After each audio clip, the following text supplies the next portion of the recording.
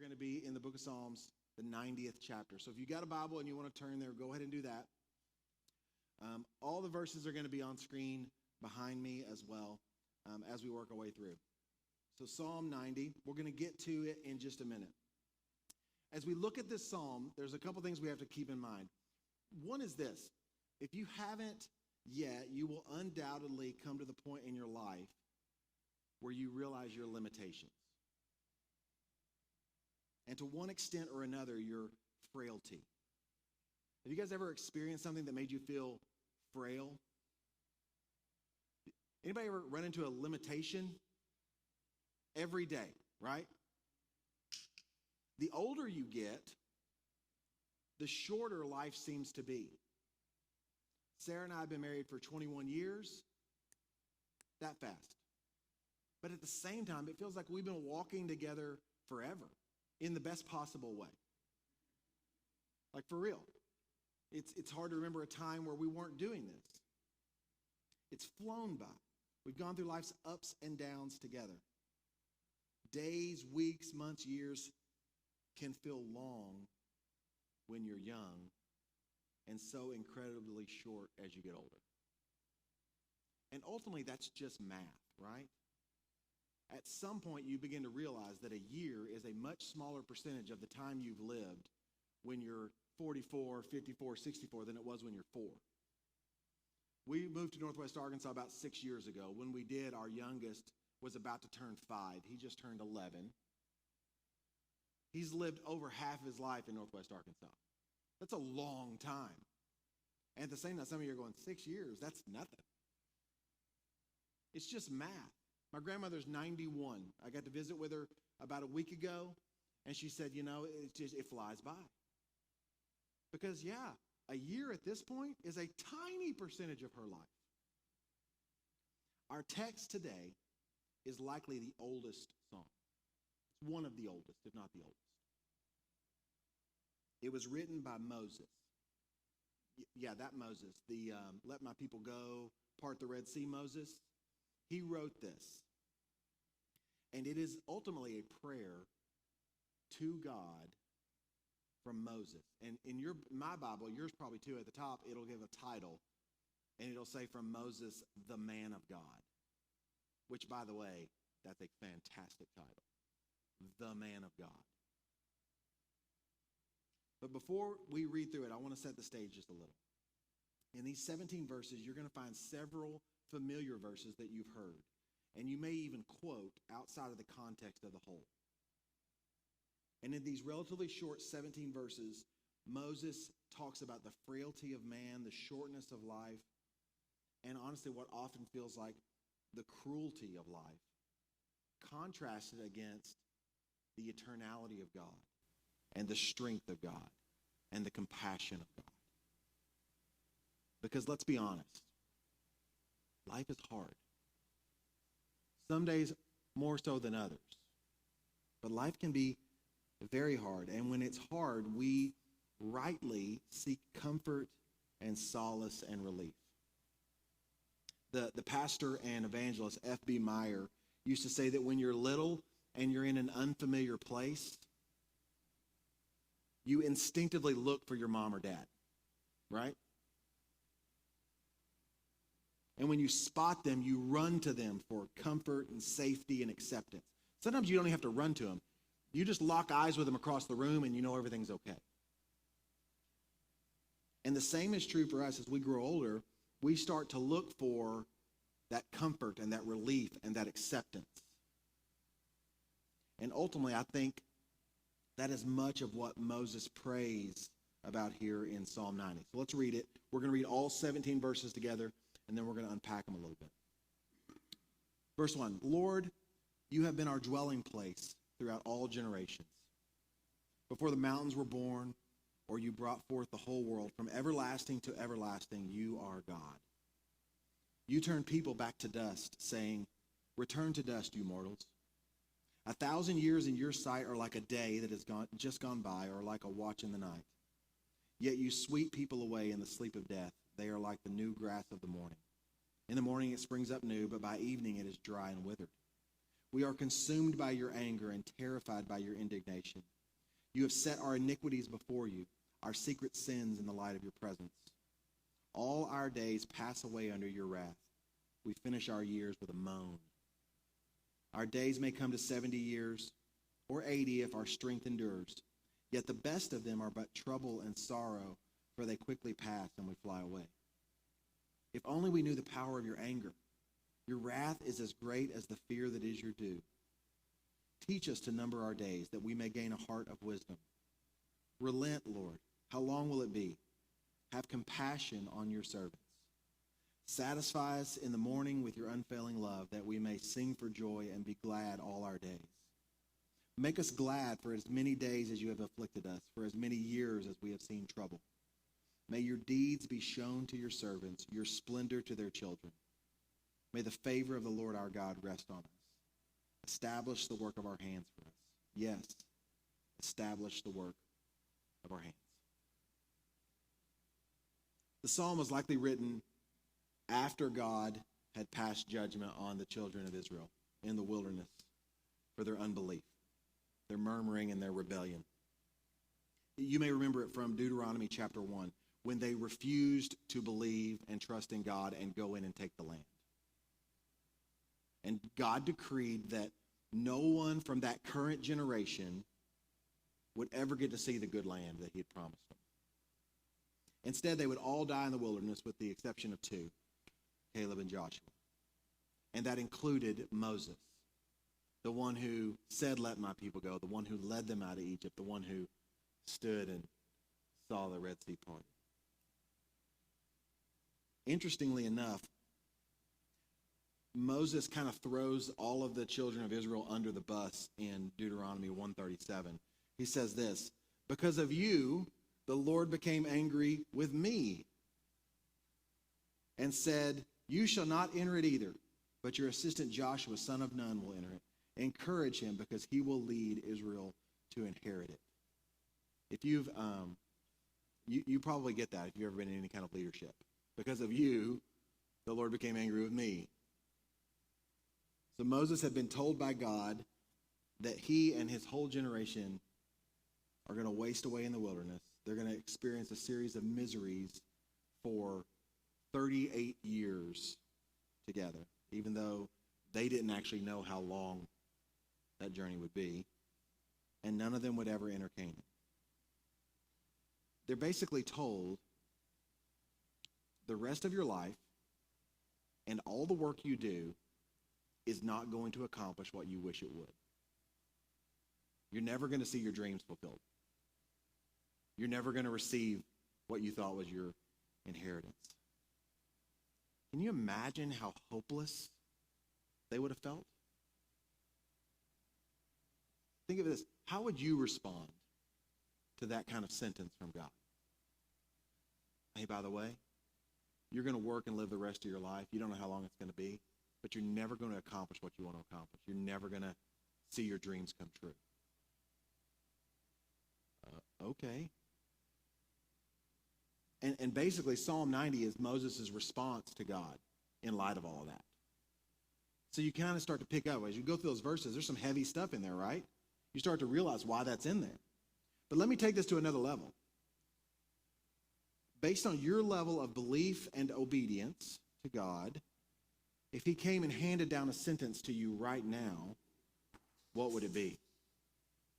There was a reason why God sent them out into the wilderness, right? They came right up to the edge of the promised land, and he said, "Hey, this is the land I am giving you. I'm actively giving you this land." And they said, "We don't want to take it. We don't believe you're going to give it to us, and we don't believe we can take it." And so he sends them out of the wilderness. This is just kind of like a temperature check for you right now, for me. Based on how I have lived in my belief and obedience and trust in God up to this point, if he came and passed judgment, what would it be? Would he let me enter in? Or would he say, "Fine, Carrie, turn and go out into the wilderness"? That might be heavy, but I don't want my lack of faith or my lack of obedience to keep me from experiencing what God wants for me in this life. Of According to the book of Numbers, God asks Moses to send spies to survey the land that he is giving them. He didn't say, go see if you guys can handle this job. He just said, go survey the land I am giving you. I just want you to know what you're getting. It would be like on Christmas morning, your parents saying, hey, listen, the presents are in there. They're not wrapped, but you don't get them yet. I just want you to go in there and look at them so you'll know what you're getting. And you go in there and you look at them and go, they're amazing. It's everything I could ever dream. My full wish list and then some is waiting for me. It's so, and then you come back to your parents and go, it's too much. I can't take it. No, I am giving this to you. No, we can't handle it. It's too big. So he says, go and survey the land I am giving you. And Moses obeys. You see that in Numbers 13. But some use this reconnaissance mission as a chance to disobey God. And when the spies return with this favorable report, they still refuse to go. It goes like this. The people are stronger and taller than we are. The cities are large with walls up to the sky. We even saw the Anakites there, they tell Moses. But then they add, our hearts melted in front of them. Rather than going in and going, look at these amazing cities. The walls are so high. God is giving us these. We don't have to build these cities. You know what it would take to build a wall that high? And God is giving us. Instead of them, they take the good, and the enemy in their hearts twists it and says, you can never take this. Even though Moses assures the people that God will fight for them, just as he had done in Egypt, they do not trust God to fulfill his promises. And fear leads to disobedience, which leads to punishment. It's always that way. Anytime we're making decisions based on fear, we're always going to make the wrong decision. It's an invariable truth of life. And the enemy loves to come, and one of the primary ways that he deceives us is by planting fear in our hearts. Moses wasn't perfect. He made mistakes. He didn't always believe or obey perfectly, but he's called in the title of this psalm, the man of God, because he spoke to God for the people, and he spoke for God to the people. And ultimately, he trusted God even in his punishment, even in the hardship. And when you look at Psalm 90, you see that. We see Moses kind of bookend his prayer with faithful praise and petition. Praising God and asking based on that praise and trust. And then in the middle, it gets a little rough, and then he kind of ends on that too. Look at verse 1 and 2 again. Lord, you have been our dwelling place throughout all generations. Before the mountains were born, or you brought forth the whole world from everlasting to everlasting, you are God. Praise. This is who he is. This is how he sees God. So that brings me to my first observation I have for us today. When life is uncertain, or when life is certain and it's painful, God is our refuge. You have been our dwelling place throughout all generations. This unchanging nature. You're always there. At times our trust may waver, but from generation to generation, God is the place we run. He's our dwelling place. There's a reason when God introduces himself to Moses, he does so in kind of this eternal present tense. I am. I am. Before the foundations of the world, not I was, I am. To the end of the age, I am. You have been from generation to generation. And it went from generation to generation to generation. However many generations you need to add to get to 2023, he is still our dwelling place. He is still our refuge. Like the child in a strange place, we are looking for the Father to run to him. He's our refuge. And Moses, the thing is before they ever got to this place, before they ever got to Horeb and approached Canaan, Moses already knew he didn't get to go in. Think about that. He already had his sentence from before. He had continued to lead them up to that point. They got all up to the edge, and he had to be thinking, well, God said I don't get to go in. How's this going to work? How's this going to work? How's this going to play out? If you go back to Numbers 20, you see Moses pleading to God for a water source for the people. They're thirsty, and he's their leader. And he's saying, God, we need water. There's no clean water here. There's no fresh water here. We need water. And so God tells Moses to command a rock to become a spring, to speak to it. It wouldn't be the first time that God had told him to do this, but in this time he says, speak to it. But instead, Moses strikes the rock twice with his staff.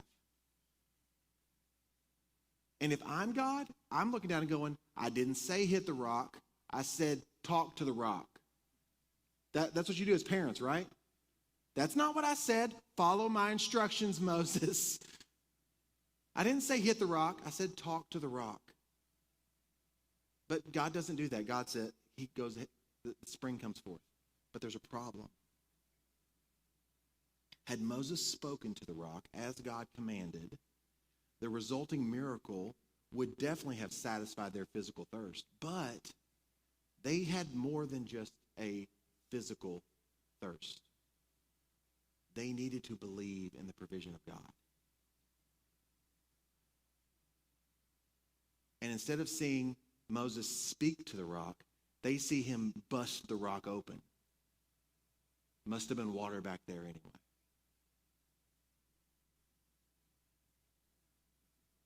So instead, Moses strikes the rock as if to break it open, and the opportune moment for the glory of God and the miraculous power of God to be shown passes by. And don't get me wrong. If you've ever tried to lead a group of people who are complaining about this and that, you probably get why he hit the rock. You probably do. But in his flesh, he thought, I'll strike the rock. But here's what God says. Because you did not trust in me to show my holiness before the eyes of the Israelites. Therefore, you shall not bring this assembly into the land that I've given them. He already knew he didn't get to go in. And like the Israelites in Deuteronomy 1, Moses is punished for his lack of faith, which is the cause of his disobedience. And now, later in Deuteronomy 1, all his generation, except a couple, will face the same fate. And Moses' prayer is worded on behalf of not just himself, but all of them. Notice what he said there. Lord, you have been our dwelling place. They lacked faith, so they disobeyed. But God was still there for them. He still provided water, even though Moses struck the rock. And he didn't strike them down in their disobedience.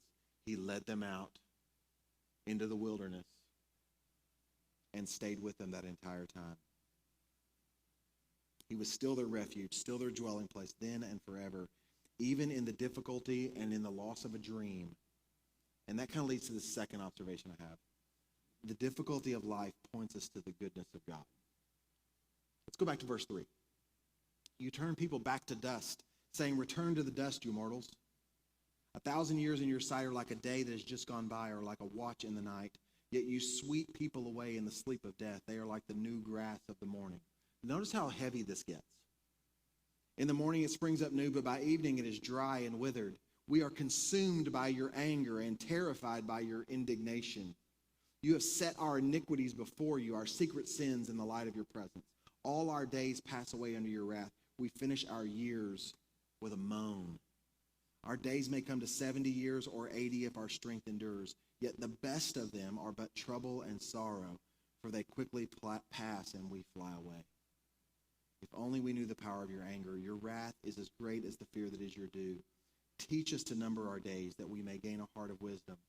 Relent, Lord. How long will it be? How long are we going to be out here in the wilderness? You've given us our sentence. How long is this going to be? Have compassion on your servants. Satisfy us in the morning with your unfailing love, that we may sing for joy and be glad all our days. Make us glad for as many days as you have afflicted us, for as many years as we've seen trouble. Just quite a Really beautiful word picture he paints for us there, isn't it? In verses 3 to 11. Let me just remind you of a couple of these. You turn people to dust, saying, return to dust, you mortals. You sweep people away in the sleep of death. They're like new grass of the morning. He goes on to say, we are consumed by your anger, terrified by your indignation. And maybe one of my favorites, our days may come to 70 years or 80 if our strength endures, yet the best of them are but trouble and sorrow. We love verse 12, right? Teach us to number our days. But nobody is stitching return to dust, you mortals, on a pillow. You're not going to find that in the Christian t-shirt section. Return to dust, you mortals. It's not there. It's not lovely, flowery language. That's because it's a lament. It's very real and raw. A lament is a prayer expressing sorrow, pain, or confusion. Anybody ever prayed a prayer like that? Honestly, in kind of our American Christianity, we're afraid to pray prayers like this.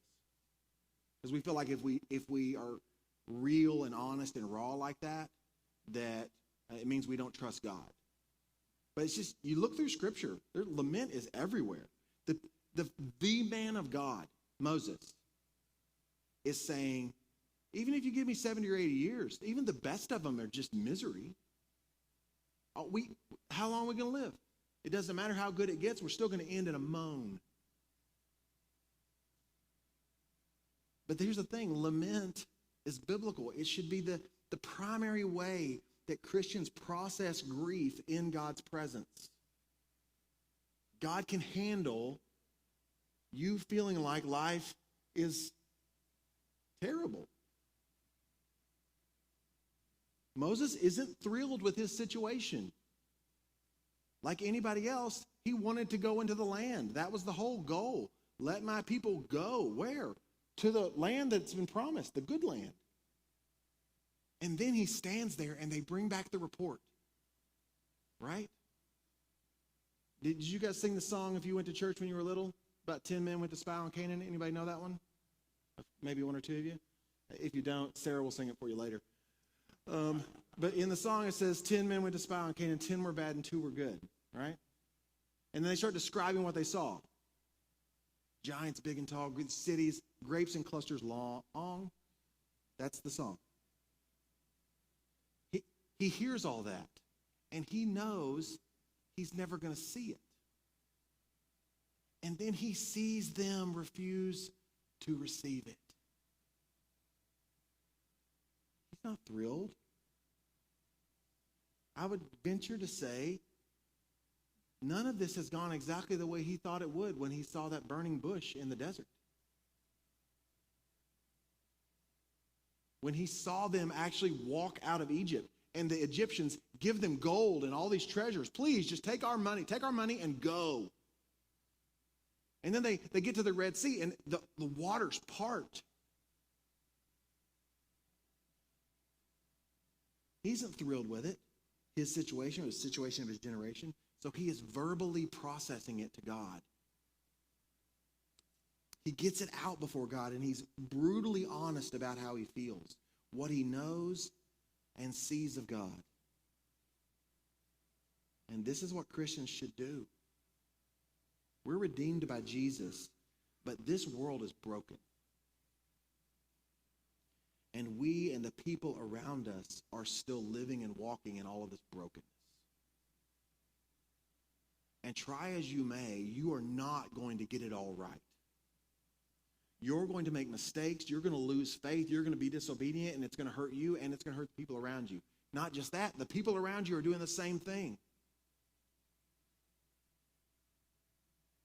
And it isn't more godly to always try to look on the bright side. Honestly, it's intellectually and spiritually dishonest. Absolutely begin with praise. God, you've always been our dwelling place. You've always been there for me. Not just that, you were there for my mom and dad. I remember seeing you come. This is me talking. I remember God coming through for my parents. I remember that. But God, right now, this stinks. What they did hurt. I blew it. This situation, I don't know how you're going to fix this one. You've always been my dwelling place. I trust you. But right now, I'll be honest, I don't know how you're going to do it this time. Because lament isn't about bitterness and just complaining. And ultimately, that's not what Moses is doing here in Psalm 90. He is recognizing his and his generation's brokenness and sinfulness and finiteness. Verse 8 says, you have set our iniquities before you, our secret sins in the light of your presence. God, this is what I know about you, and I know you know everything about me. And this is how I'm reading the situation. And the way he's reading the situation in this moment, it's kind of dark, isn't it? Even if I live 70 or 80 years, it's just going to end in trouble. This is what I'm feeling. This is what I'm seeing. I've trusted you throughout all generations. You've always been there, but this is where I am. And lament allows us to come to grips with our limitations. To acknowledge that I sinned.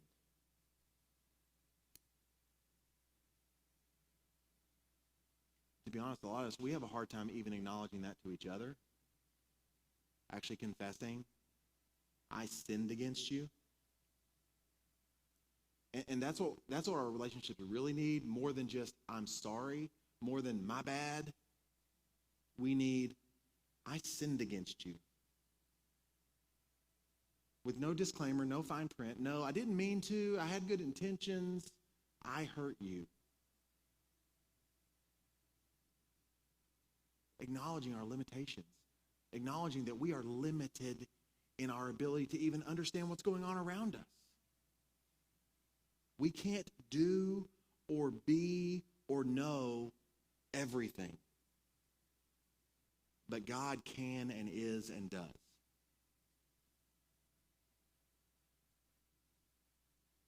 In the midst of your terrible situation that you don't know how you're going to get out and you don't even know how you ended up in it. You do not know everything going on. You don't know all the people at play. You don't know the spiritual forces in high places that the New Testament talks about. But God does. So all along, Moses is declaring the wisdom and the righteousness and the power and the eternality of God. Even when he talks about how God, you sweep us away like the new grass of the morning, that is a declaration of the power of God. From his perspective, it kind of seems like God's a little arbitrary sometimes, who's getting wiped out and who's not. But you have the power to do that. Because sin and difficulty and pain are very disorienting.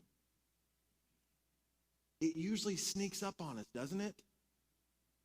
It doesn't start waving from 2 or 3 days away. You wake up, it's going to be a normal day, and then it punches you in the nose. That's how it usually goes. And then our eyes are watering. We don't know what's going on. What hit me? Life comes at you like that. And in the midst of all of that, there is something within us. Tell me if you agree. There's something within us that screams, things shouldn't be this way. They shouldn't have done that. My marriage shouldn't have failed. I shouldn't have gotten fired. Fill in the blank. It shouldn't be that way. And you're right. It shouldn't. That acknowledgement that things are not as they should be should drive us to God. Because in his wisdom and his involvement, he allows.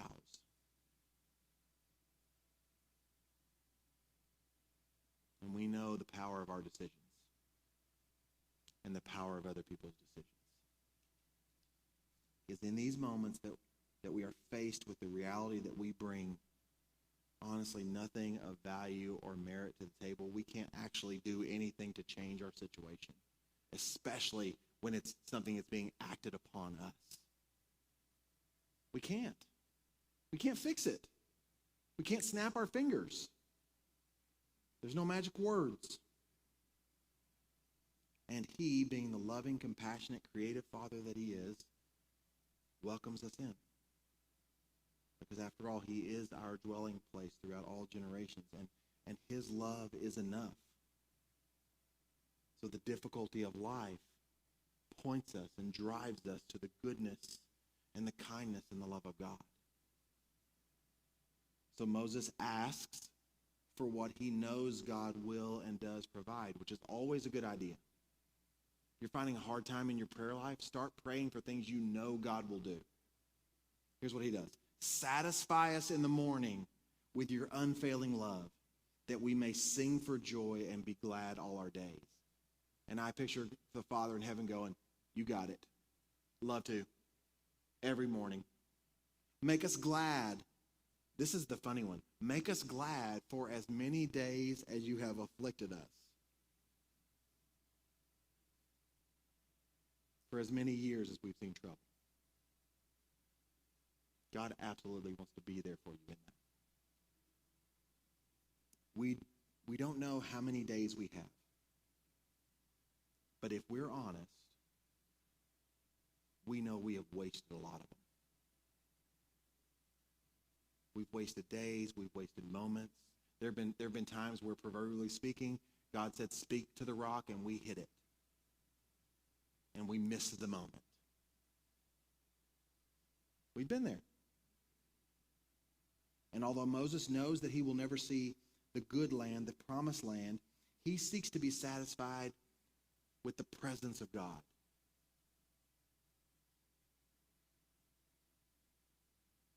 We come to him not just for what God can do for us, but for who he is.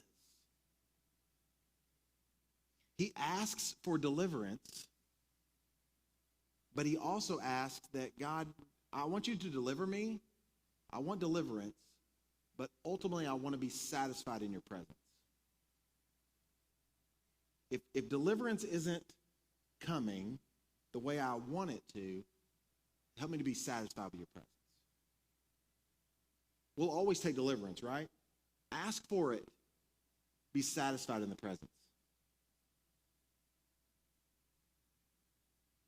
And I've got one more observation, and it'll come up on the screen later on. But I find this end part here particularly inspiring for me. I hope it is for you too. Even though Moses knows that he and his generation will never enter the good land, he doesn't quit. He'd already gotten his sentence, right? When he struck the rock. But he's still leading when they come up to the edge of Canaan. Honestly, there's a lot. If we're honest with ourselves, and God told him, hey, by the way, you don't get to go in. All this work, you don't get to go in. Our flesh might go, well, then I quit. Because I have sacrificed for these people. Honestly, they're the ones that stressed me out and made me hit the rock in the first place, God. He doesn't quit. He desires to strive until the very end and make the most of his days, because he wants his generation to not only find comfort and peace and refuge in the Lord, he wants to make a difference for the next generation. He continues to work for the Lord until his last breath. I want you to notice 3 verses. Verse 12, teach us to number our days that we may gain a heart of wisdom. This is one you probably heard before. Moses is saying, even though we failed you, you've never failed us. And you're leading in our lives, we know it's not going to stop. So even though we don't know the number of our days, help us to make them count. Right now, I don't care how old you are in the room, you don't know how many days you have left. Statistically speaking, the younger in the room have more. But it doesn't always go that way. I've been in ministry for 25 years. I've preached funerals for 100-year-old people and for teenagers killed in car accidents. We don't know. Now, this isn't the moment where like it's the turn or burn part of the message. It's not that. You don't know how many days you have left. God, we don't know the number of our days. Help us to make them count. Give us wisdom. He goes on in verse 16, may your deeds be shown to your servants. I think in my mind, that's this current generation, and your splendor to their children. God, I know we don't get to go in, but we want to continue to see you move. It may not end the way we hoped or dreamed or whatever, but we still want to see your deeds. And we want our children to see your splendor. I know that you've passed this judgment on us, but let it not be so for our kids. We don't know how many days we have left, but help us make them count for your glory and for the good of the next generation. He's saying, in effect, even though we won't see the good land, let us see your goodness again in the days we have left. And let our children, this is my paraphrase, walk in the beauty of who you are. Let them get to really live it up. And then notice what he says in the first part of verse 17. May the favor of the Lord our God rest on us. He asks for the favor. Even for those who will not see the land. It's okay. It'll be enough if we have your favor. Your approval. Your presence. Let it rest on us. Again, I think of the child. The child who wants nothing more than to see the approval of their father or mother. It may be that nervous first at-bat in T-ball, and they scan the crowd. And all they want they see mom. They see dad. And that's enough. They take a breath. They walk up to the tee. They swing and they miss. Right? Let's just be honest. They probably swing and miss. But they want that in that moment. Words aren't even needed. We see it in their eyes. Their favor rests on us. And that's what Moses always wanted.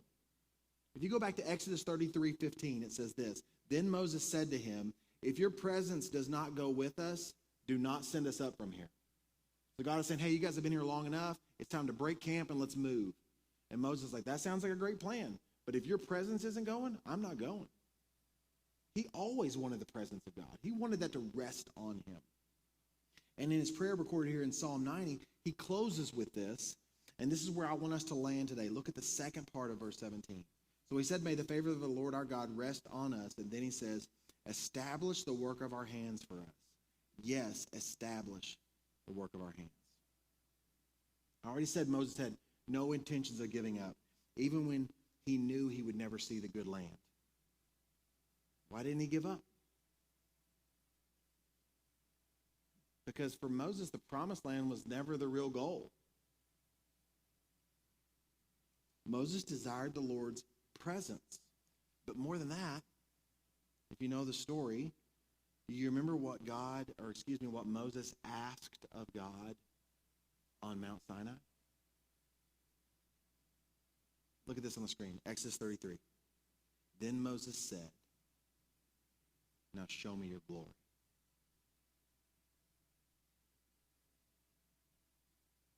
I start to see, okay, I get why he's the man of God. Now you got to keep in mind, when did he ask to see the glory? He'd already gone up. God had already given him the Ten Commandments, right? He comes down and he finds the children of Israel doing what? Everything they shouldn't be doing.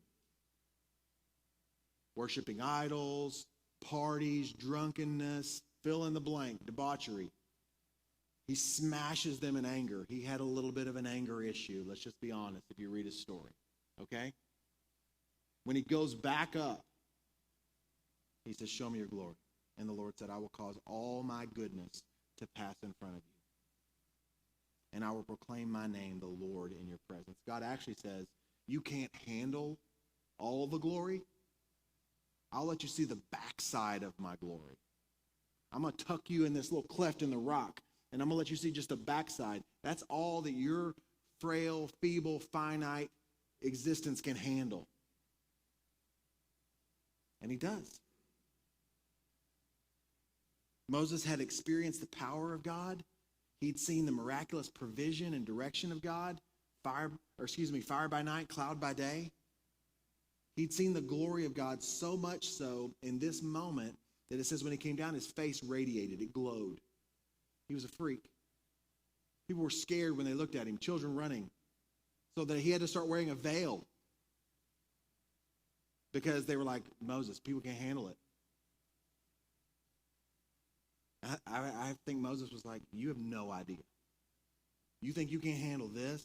You don't know what I saw. All of God's goodness passed before me. And it was so much that it made his face glow.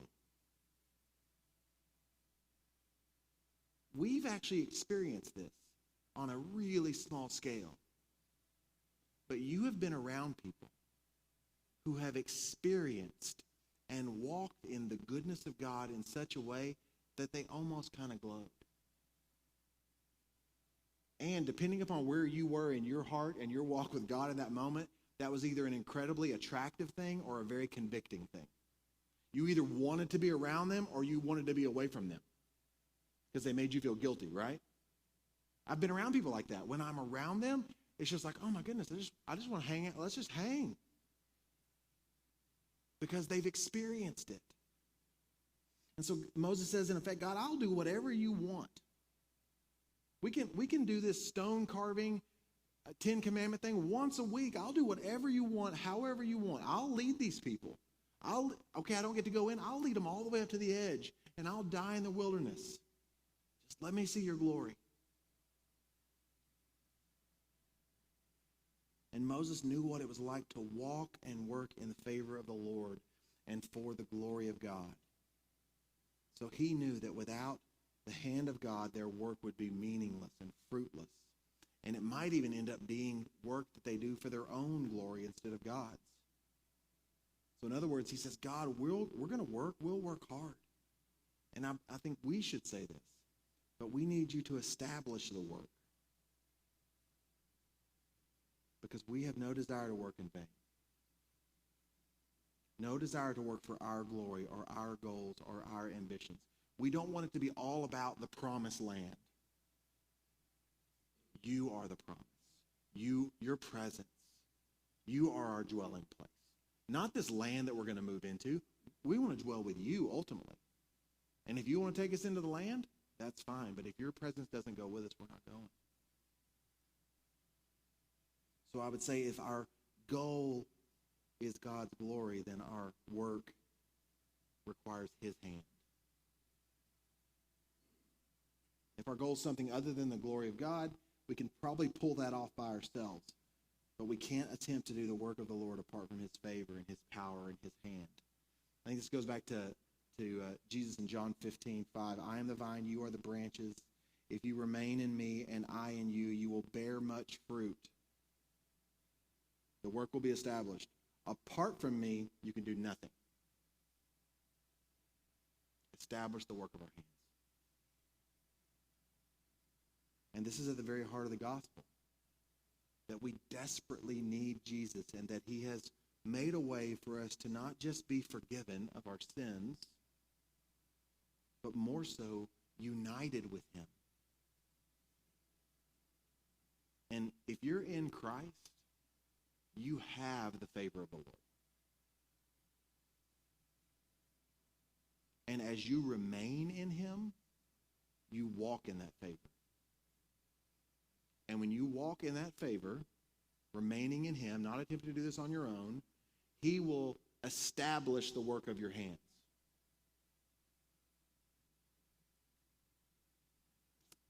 Some translations of verse 17 read, and let the beauty of the Lord our God be upon us.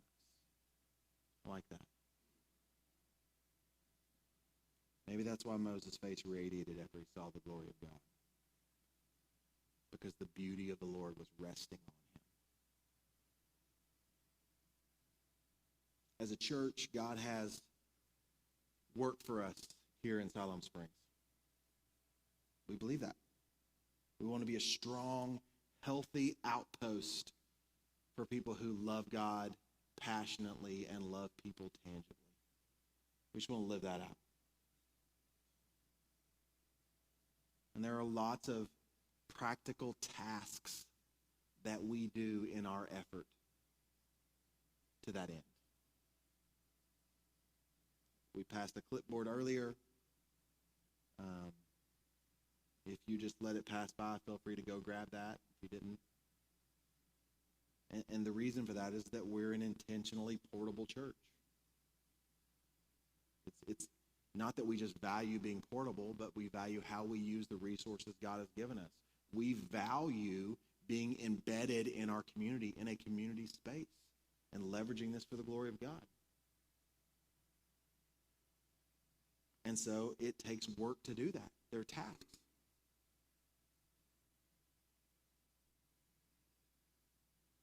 And so we need well-staffed setup teams that allow that to happen and allow it to happen in a life-giving way. We're going to continue to discover and train new community group leaders and children's ministry workers. And if you're interested in serving in children's ministry, Grace would love to talk to you and say, right, Grace?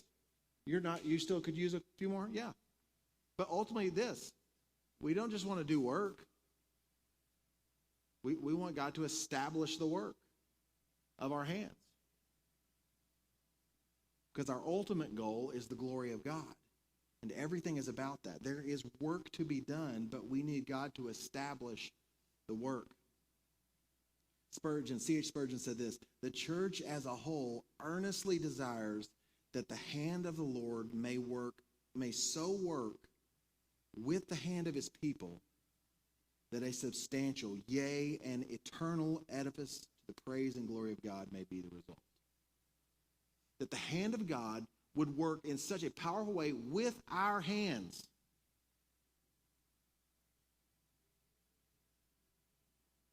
we come and go, but the Lord's work abides. It ain't about me. It's not about you. It's not about titles or positions or status. It's not about any of our own ambitions. We come and go, but the Lord's work remains. And we are content to die so long as Jesus lives and his kingdom grows. Since the Lord abides forever the same, we trust our work in his hands. So before we move into our ministry time, I'm going to invite you to pray out loud with me this last part of the prayer of Moses. Read it with me. May the favor of the Lord our God rest on us. Establish the work of our hands for us. Yes, establish the work of our hands.